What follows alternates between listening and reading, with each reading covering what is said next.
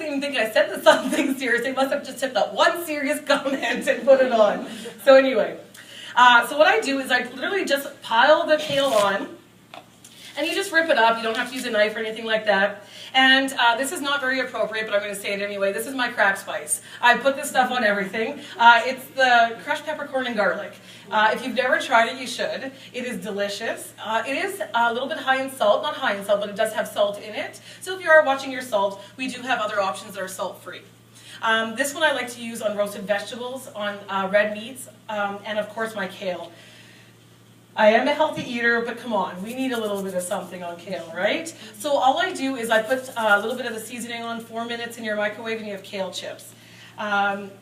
Cindy tried them yesterday. We did a good job, and they turned out crispy, I promise. So if we had a microwave, I'd show you, but you can try them at home. So for those of you who have cutting boards at home, old cutting boards, no new cutting boards, I cut a lot of sweet potato and carrots and things like that. So if you ever get a stain on your cutting board, all Pampered Chef items is same with our spatulas. I call this a scoopula. And what you do is you just put it in the natural sunlight for an hour and it'll turn back to the natural white. I cook a lot of curries and things like that, and I do stain mine a lot. Just back in the natural sunlight, it turns back right to the natural white. So, knives. Who has a knife? Really? That's it? Everyone has a knife? Right? Okay. So this is what I equate it to.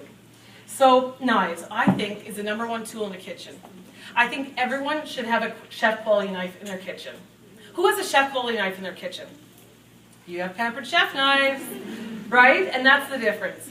So, like I was telling you, Wusthof was one of my brand names, one of my supporters on the show.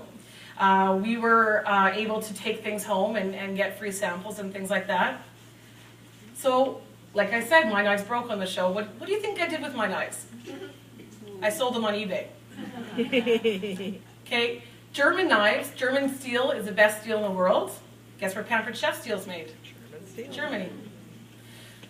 Wusthof knives, their handles are professionally weighted. They have a tang, so this is called the base to the tip is called a tang. The weighted part is actually in the middle. So when you're holding your knife, you're actually going to want to hold your knife where the weighted part is. So for people who come up and hold knives and things like that and chop like this, that's actually inappropriate. We can change you all now, and you'll just go back a little bit better, a little bit more on top of things. The more you chop back here is going to really tire you out, and the weighted part of the knife is actually right in the middle of the tang. So when you are chopping and dicing and stuff like that, it's actually not going to, for longevity and things like that, and also it's going to make you feel better. So when people come up and feel the knife and they put it back here, especially at your shows, you just want to tell them, oh, just move up, and they'll say, oh, that's much better, right? And it is much better. The good thing about our knives, they're going to come really sharp. All of our high-end stainless steel products, all the cutting tools are made from the same steel, and they all can be sharpened.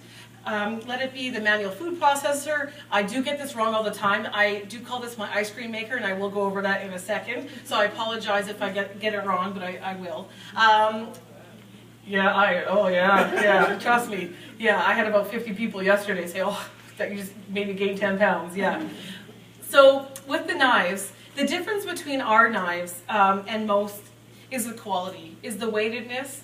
And when you have customers interested in knives, and you want to sell a knife, or you are a customer interested in a knife, you want to be able to feel it. If those knives are behind a glass cage and you can't go up and feel it, it's probably not a good knife. If they don't have a middle tang part to hang on to, where the weight is, it's probably not a good knife.